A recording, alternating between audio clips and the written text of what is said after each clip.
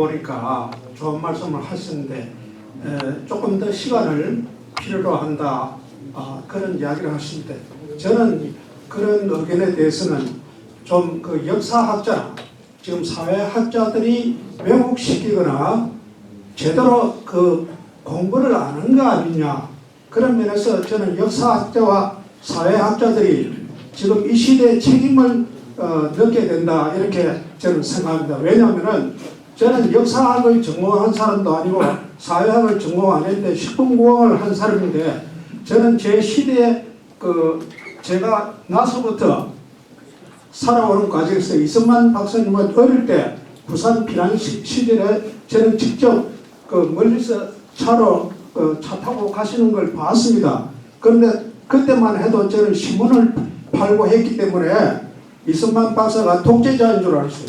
그런데 그때 그 신문에는 전부 이승만 박사를 욕하는 게 나왔어요. 이거는 지금 생각해보면 엄청나게 언론 자유를 허용하신 거다. 이제 이렇게 볼 수 있고, 그리고 제가 2년 전에 대만에 가보니까 장개석 총독은 대만에서 부패로 인해서 자기가 나라를 못 지키고 대만에 왔지만은 대만 사람들을 엄청나게 죽였어요.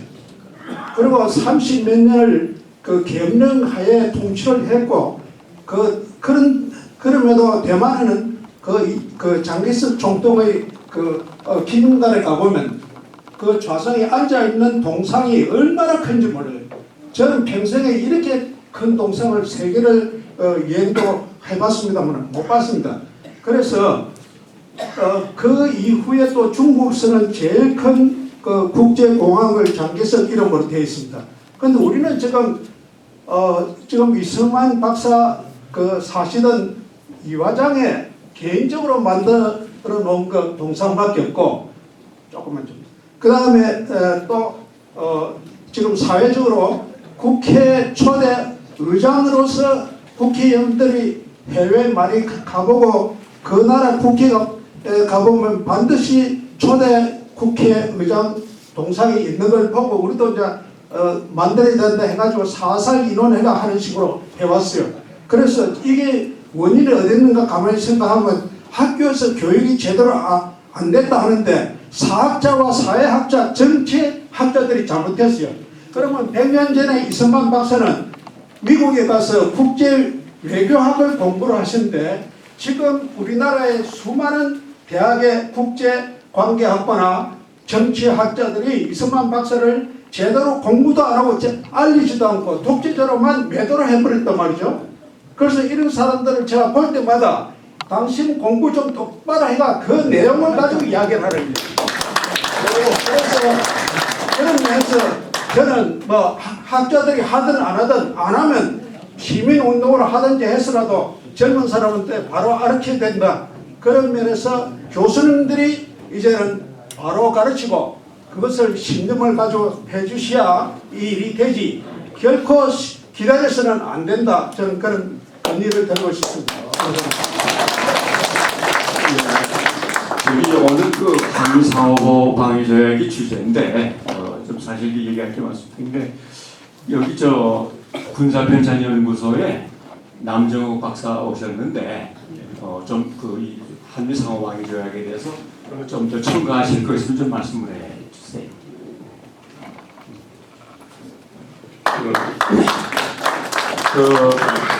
국방부 군사편찬연구소에 선임위원으로 그렇게 있는데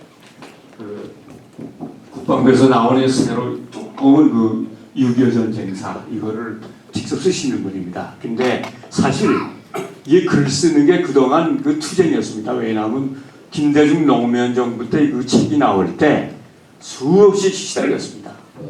용을 바꿔라 뭐해라 어떻게 해가지고 사실 표는 안 났지만은 어떻게 보면은 이 대한민국의 정체성을 지키기 위해서 정말 진료하신 분입니다. 하여튼 전문가이시니까.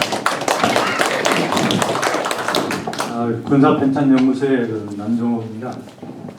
방금 이정 교수님 소개하신 바와 같이 연구소에서 주로 6.25 전쟁사를 연구하고 있습니다. 그러다 보니까 한복판에 우리 이승만 대통령을 절대로 비켜갈 수 없는 주제가 바로 이제 유교와 이승만 박사입니다. 근데 이제 앞에서 뭐 여러분들이 많이 말씀을 하셨고 하셨는데 그 6.25 전쟁 기간에 이승만 그 대통령이 미국이나 그다음에 그 세계 어느 역대 그 대통령보다 그 상당히 그 어렵고 힘든 그런 과정 속에서 많은 역할을 했습니다. 그런데 이제 저도 상당히 좀 부끄러운 이야기입니다만 그 6.25 전쟁을 연구할 때 이승만 대통령의 역할에 대해서 뭐 논문이라든지 또 저희 전쟁사 부분, 다시 말하면 기존의 그 연구 그 저작물에 그 이승만 대통령의 어떤 6.25 부분의 역할에 대해서 연구된 바가 하나도 없었습니다. 그래서 저도 그 연구를 이제 그 6.25 전쟁을 할 때 이승만 대통령은 아예 뭐 별로 할 일이 없었는가 보다.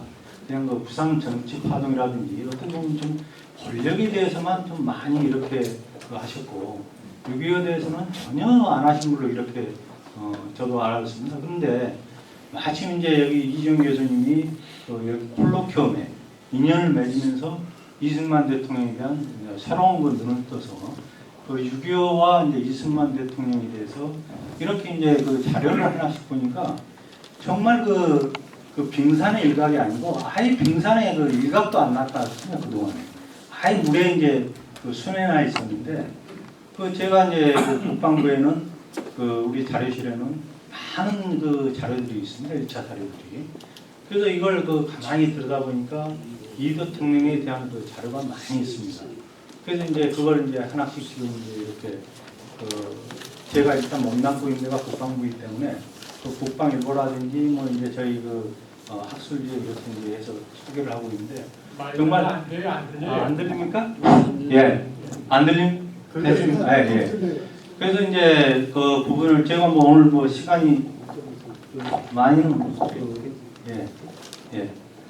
그래서 이제 이리 보니까 그 많은 부분이 연구할 분야가 많고 또 그분이 정말 그 6.25 전쟁 그 3년 동안 그 전후는 말할 것도 없이 많은 역할을 했습니다. 앞에서 차교수님께서 이제 말씀하신 것처럼 그 이승만 대통령은 전쟁을 예견을 했습니다. 그래서 그 대비를 이제 했는데 아까 앞에서 이제 소개가 됐습니다. 잠깐만 말씀드리면 그 이승만 대통령이 요구했던 거 아까 말씀드린 세 가지입니다. 자 일단은 미국하고 우리하고 해서 이렇게 좀 묶어야 된다. 그래서 이제 그 국방 정책도 대통령이 되시자마자 연합국방이라고 용어를 썼습니다. 연합국방. 반드시 미국하고 우리가 해서 앞으로의 외부 세력하고 이렇게 했을 때 막아내야 된다.